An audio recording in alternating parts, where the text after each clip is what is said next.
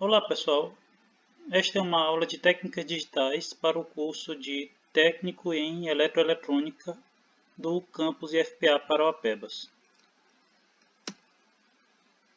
Esta é a aula de introdução à disciplina. Lembrando que esta disciplina pode receber outros nomes em outros cursos, por exemplo, circuitos digitais ou eletrônica digital.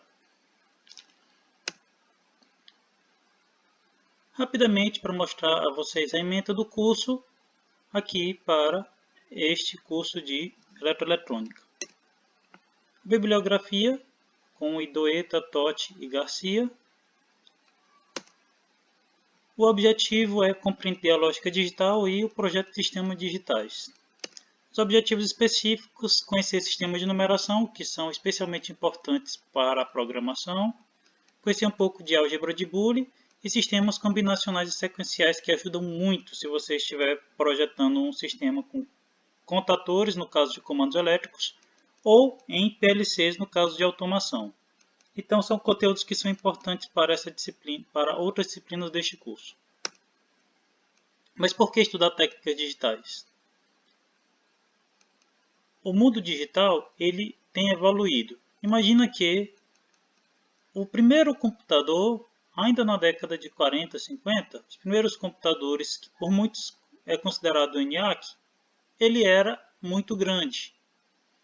Embora ele fosse uma enorme evolução para a época, imagina que ele fazia em 30 segundos o trabalho que 20 homens levavam algumas horas para fazer, ele ocupava um espaço absurdamente enorme. E já na década de 70 você começou a ter coisas menores e muito mais rápidas. Por exemplo, os primeiros computadores, os primeiros aparelhos de comunicação sem fio e até algumas calculadoras. E com o tempo, eles foram ficando cada vez mais integrados e temos computadores cada vez mais modernos, celulares menores e mais rápidos e assim por diante. Mas aonde que tudo começa? Imagina que a matemática ela tem acompanhado a humanidade já há muito tempo. A partir do momento que os seres humanos precisaram começar a se fixar em alguns lugares, eles precisavam armazenar comida para certos períodos. Imagina que lugares onde o inverno era razoavelmente longo, você precisava contar a sua comida e saber quanto tempo você ia consumi-la. Se você sabe que tinha 65 dias de inverno, no qual você não pode produzir nenhum tipo de alimento, e que mesmo após a chegada da primavera, você levaria um número de dias para que você começasse a produzir o alimento do próximo ano, você tinha que armazenar comida para todo esse período. Então você precisava contar. E aí vem os sistemas de numeração. Um que já foi muito utilizado e que a maioria conhece é o sistema romano. Embora ele funcione muito bem para contagem, para operações ele é muito inconveniente. Imagina fazer esta soma aqui. Não dá para a maioria das pessoas, né? Mas quando colocamos com algarismos indo-arábicos, a grande maioria consegue fazer essa soma, com muita facilidade inclusive. Então, os sistemas de numeração são muito importantes para a tecnologia humana. Agora vamos falar um pouquinho dos sistemas digitais.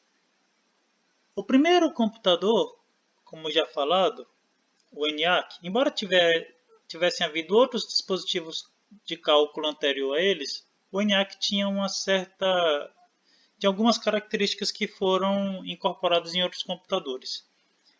Ele, entretanto, era decimal.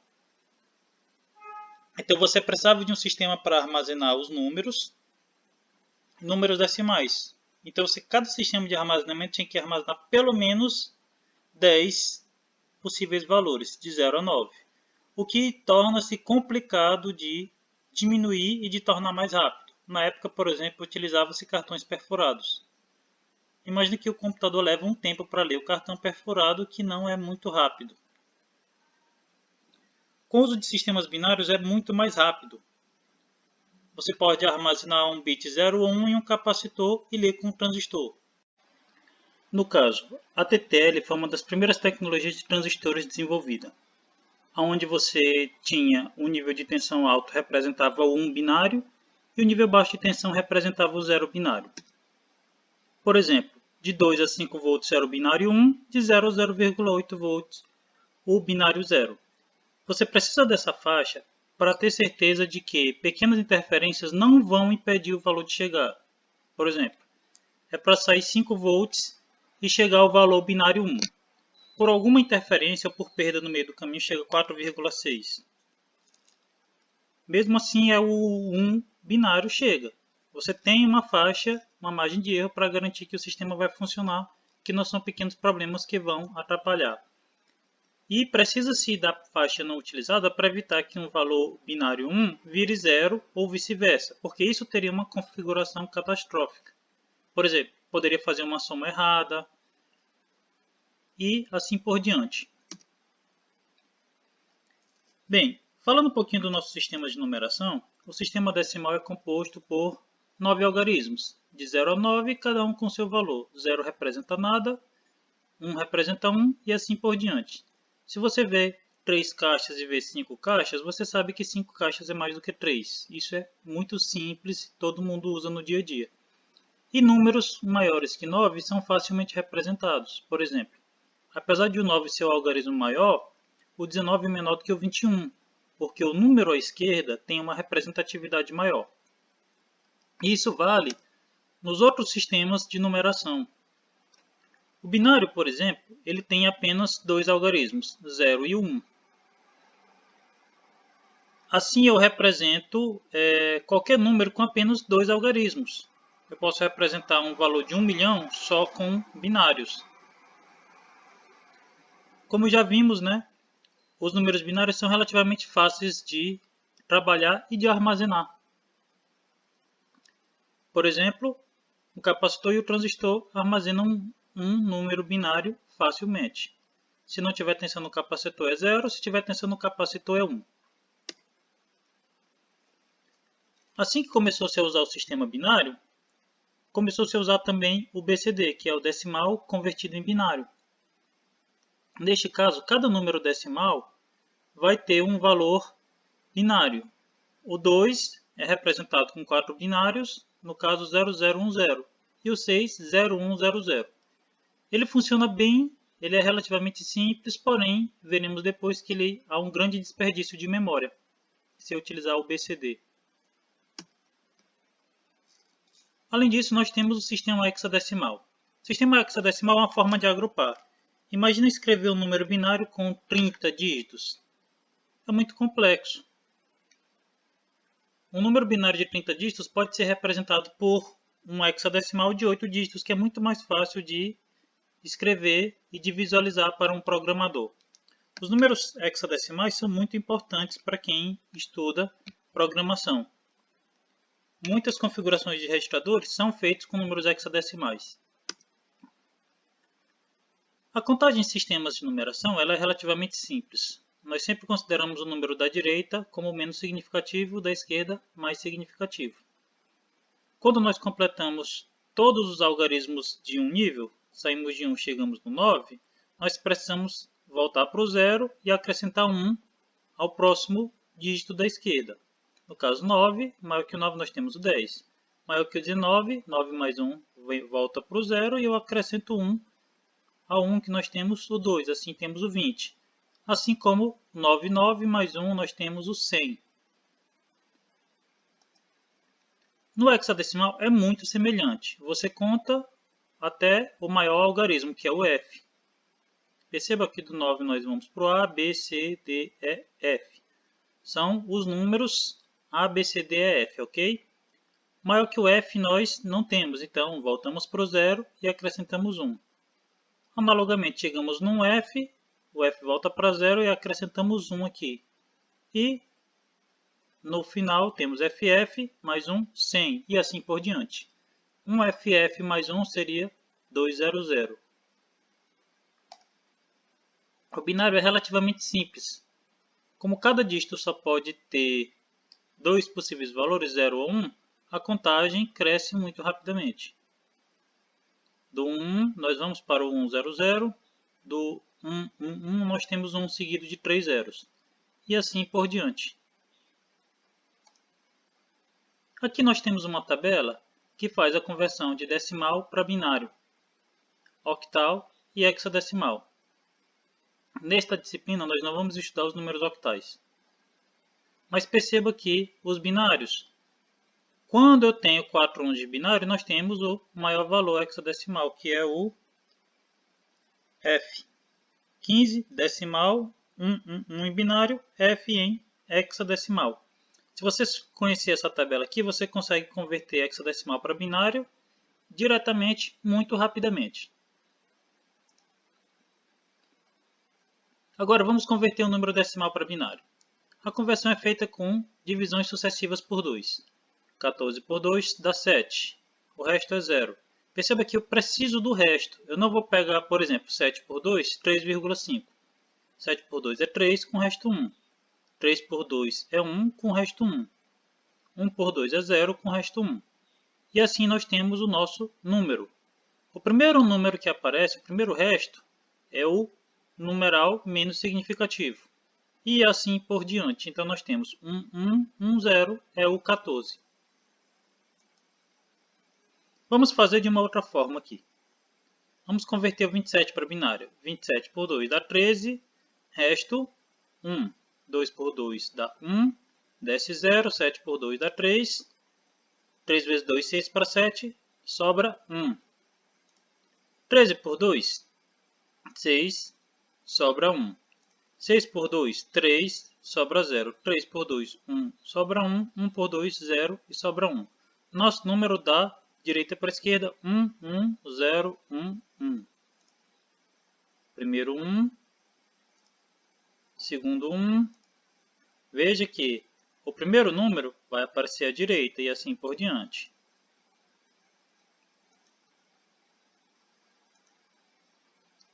Assim nós temos o nosso número 1101.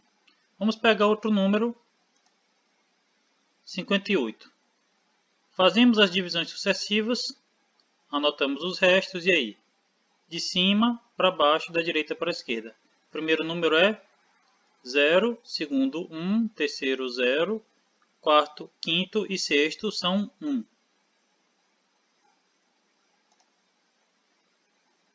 E o trabalho inverso é feito com potenciação. Perceba que esse número aqui ele pode ser 0 ou 1.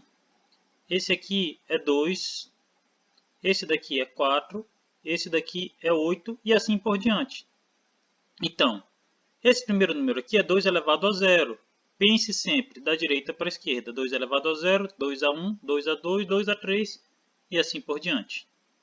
1 vezes 2 elevado a 0, mais 1 vezes 2 elevado a 1, 0 vezes 2 a 2, 1 vezes 2 a 3. Quando o número é multiplicado por 0 é 0. Então eu vou me preocupar com os outros. 1 vezes 2 é 3, 8. Mais 1 vezes 2 é 1, 2. Mais 1, total de 11. Este aqui, 2 ao quadrado mais 2 elevado a 0. 4 mais 1 nos dá 5. Vamos fazer mais alguns números um pouco maiores. 2 elevado a 0, eu vou pegar. Esse aqui que é 0, eu não vou nem anotar porque eu já sei que o resultado vai dar 0. 2 a 1 é 0. 2 a 2, 2 a 3, 2 a 4 eu também não vou utilizar. 2 a 5, 2 a 6. Somando tudo deu 109. 2 a 0 não usa, 2 a 1, nem 2 a 2. Nós vamos usar 2 a 3, 2 a 4 e 2 a 6. O somatório dá 88. Aqui, 2 a 3 mais 2 a 6, 72. Este aqui, 2 elevado a 0, mais 2 elevado a 1, mais 2 elevado a 2, mais 2 elevado a 3, mais 2 elevado a 4, mais 2 a 6, mais 2 a 7, com um total de 223. E assim com os demais. 2 ao quadrado, mais 2 a 3, mais 2 a 6, mais 2 a 7 deu 204. 2 a 2, mais 2 a 4, mais 2 a 5 dá 50. Perceba que aqui todos os números terminados em 1 são ímpares, todos os números terminados em 0 são pares. Isso é importante quando você está fazendo uma conta, você perceber se o número par terminou em 0, se o número ímpar terminou em 1 e vice-versa.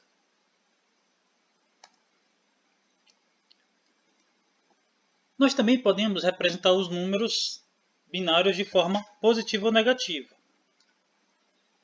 Utiliza-se um bit para representar isso aí. O primeiro bit, quando ele é 0, a gente considera que o número é positivo. Quando o primeiro bit é 1, o número é negativo. Mas como que eu transformo um positivo em negativo? Não é só adicionar um número 1 aqui para ele ser negativo, não.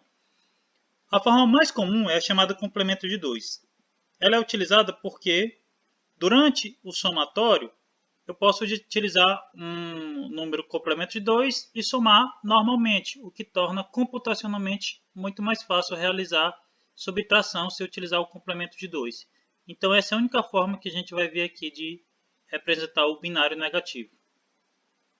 Então, como que a gente transforma? Você inverte todos os bits, todos os dígitos, 0 vira 1, 1 vira 0, tá ok?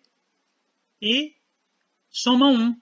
Então, o nosso 6, em binário que é 0, 1, 1, 0, negativo vai ser 1, 0, 1, 0. Vamos fazer mais alguns aqui.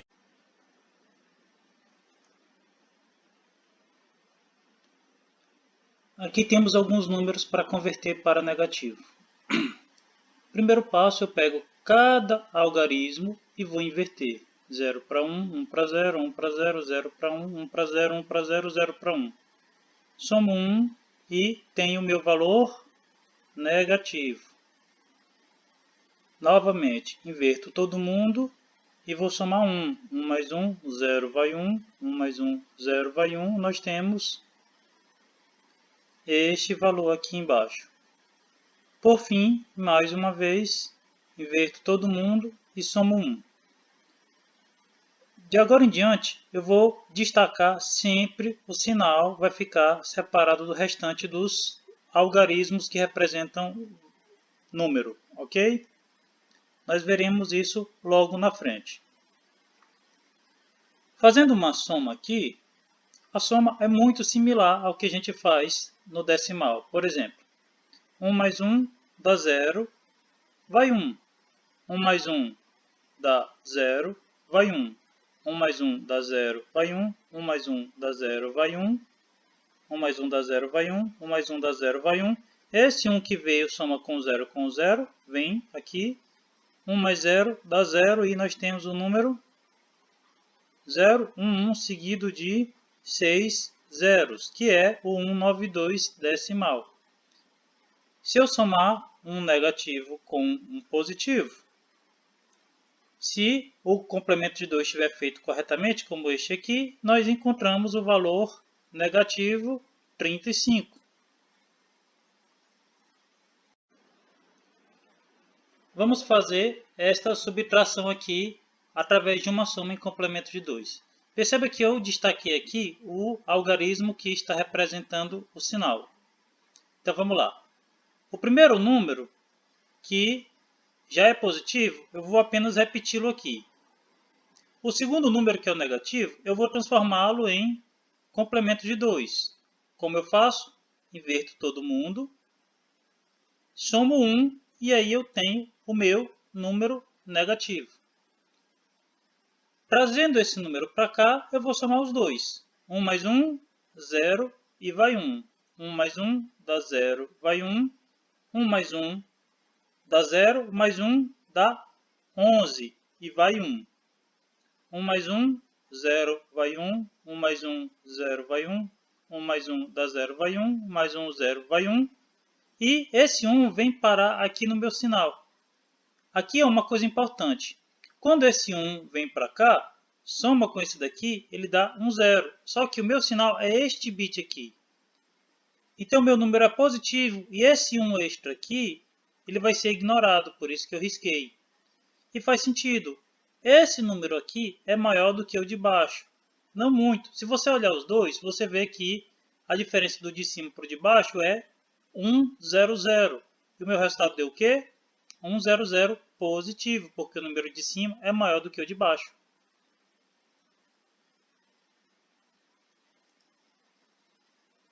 Agora façamos Outra, subtração em complemento de 2.